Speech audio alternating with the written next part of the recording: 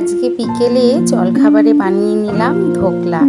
এই ধোকলাটা ছোট বড় সবারই খুব প্রিয়, তোমরাও কিন্তু বানিয়ে খেও। তাহলে সবার আগে আমি শুরু করছি চাটনি দিয়ে। এই দেখো প্যানে আমি জল ফুটতে দিয়ে দিয়েছি, তার মধ্যে দিয়ে দিলাম পরিমাণ মতন চিনি আর সামান্য একটু বিট লবণ।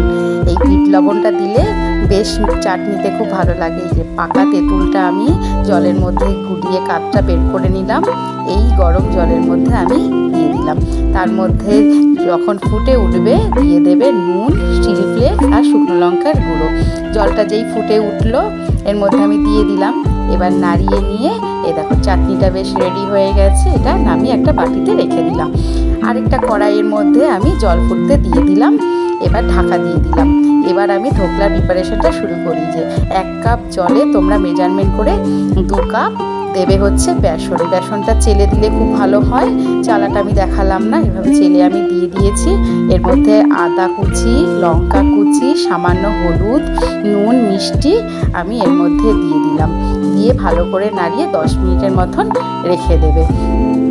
তারপরে একটা বাটিতে তেলটা গ্রিস করে নেবে। আর এই যে ইনোটা কিন্তু লাগবেই। এই ইনোটা আমি এই ব্যাটারের মধ্যে দিয়ে সামান্য একটু জল দিয়ে সাথে সাথে আমি ট্রান্সফার করে নিলাম ওই অয়েল গ্রিস করা বাটিতে। এবার জলটা যেই ফুটে উঠেছে একটা স্ট্যান্ড দিয়ে আমি ধোকলাটা 20-25 মিনিটের মতন স্টিমে বসিয়ে দিলাম। ব্যাস, এইবার এইদিকে একটা তড়কা বানিয়ে নেব। প্যানের মধ্যে সাদা তেল দিলাম, তার মধ্যে কালো সর্ষে, কারি পাতা, ধনে পাতা কুচি আর বেশ খানিকটা কাঁচা লঙ্কা গোটা তেলের মধ্যে দিয়ে ভেজে নিয়ে আমি এর মধ্যে কি করব, একে একে একটু নুন, চিনি আর জল দিয়ে ফুটতে দিয়ে দেবো।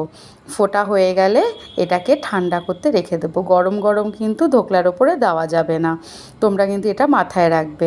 আর সামান্য একটু পাতিলেবুর রস দিয়ে দেবো একটু টকটক ফ্লেভার আসার জন্য। এদিকে দেখো আমি ঢোকলাটার মধ্যে একটা কাঠি ঢুকিয়ে দেখছি যে কাঁচা আছে নাকি। যে একটু কাঁচা রয়েছে, তাহলে আমাকে আরেকটু করতে হবে। এই যে এইবার দেখো পুরো রেডি হয়ে গেছে, কাঠিটার মধ্যে লেগে নেই। এবার ছুরি দিয়ে সাইডগুলো কেটে আমি একটা প্লেটের মধ্যে ঢেলে নেব। এই যে প্লেটের মধ্যে ঢেলে নিলাম। নেওয়ার পর এই যে এভাবে ধাক্কা দিয়ে দিয়ে দিয়ে দিয়ে নামিয়ে নেবে। দেখো কতটা স্পঞ্জি হয়েছে, তোমাদের কাটার পর আমি দেখাচ্ছি।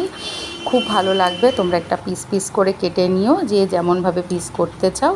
এই দেখো আমার পিস করে কাটা হয়ে যাওয়ার পরে যে তড়কাটা বানিয়ে রেখেছিলাম সেটা আমি দিয়ে দিলাম। আর ধোকলাটা কিন্তু ঠান্ডা হলে তবেই কিন্তু বাটি থেকে নামাবে। একটু ধনেপাতা কুচি দিয়ে দিলাম গার্নিশিংয়ের জন্য। এবার চাটনির সহযোগে তোমরা খাবে, খুব ভালো লাগবে খেতে।